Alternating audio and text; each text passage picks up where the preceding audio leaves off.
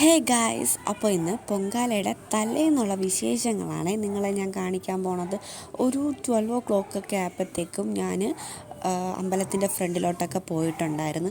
അത്യാവശ്യം നല്ല ക്രൗഡും തിരക്കും കാര്യങ്ങളൊക്കെ ഉണ്ടായിരുന്നു.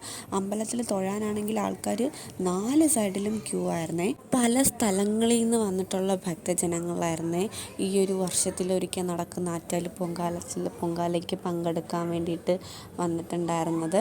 നമ്മൾ പിന്നെ കുറേ ദൂരം കറങ്ങി തിരിഞ്ഞ് വന്നിട്ട് പാനിപൂരി കഴിക്കാൻ വേണ്ടിയിട്ട് നമ്മൾ വരുന്ന നമ്മുടെ വീട്ടിൻ്റെ സൈഡിലുള്ള വഴിയിൽ നിന്ന് തന്നെയാണ് കഴിച്ചിട്ടുണ്ടായിരുന്നത്.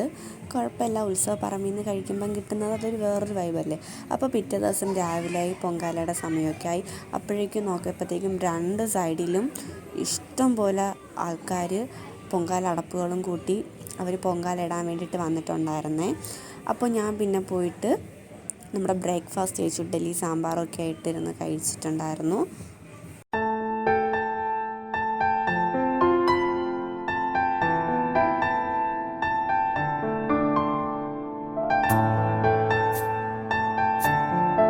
ഇതൊക്കെ പൊങ്കാലയ്ക്ക് മുമ്പുള്ള കുറച്ച് സെൽഫീസാണ്. അങ്ങനെ പൊങ്കാല ഇടേണ്ട സമയമൊക്കെ ആയപ്പോഴത്തേക്കും ഞങ്ങൾ പൊങ്കാല ഇടാനുള്ള തയ്യാറെടുപ്പിലാണ്.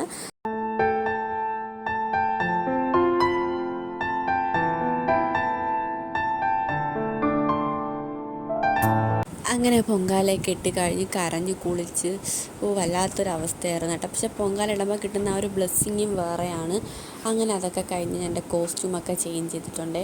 പിന്നെ ഫുഡൊക്കെ കഴിച്ച് ആകെ വല്ലാത്തൊരു ക്ഷീണവും കാര്യങ്ങളൊക്കെ ആയിരുന്നു.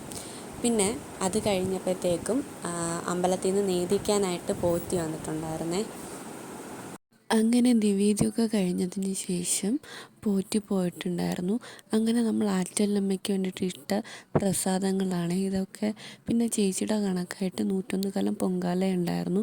പിന്നെ അതിന് ശേഷം ഇതൊക്കെ പറക്കി ഒതുക്കി വെച്ചിട്ട് നമ്മൾ രാത്രി ആയപ്പോഴത്തേക്കും എഴുന്നള്ളത്ത് കാണാൻ വേണ്ടിയിട്ട് പോയായിരുന്നു. അപ്പം ഇതോടുകൂടി ഈ വർഷോത്സവം അവസാനിച്ചിരിക്കുകയാണ്. അപ്പോൾ അടുത്ത വർഷത്തെ കാത്തിരിപ്പിനായി നമുക്കിരിക്കാം. അപ്പം ഇന്നത്തേക്ക് ഇത്രയേ ഉള്ളൂ.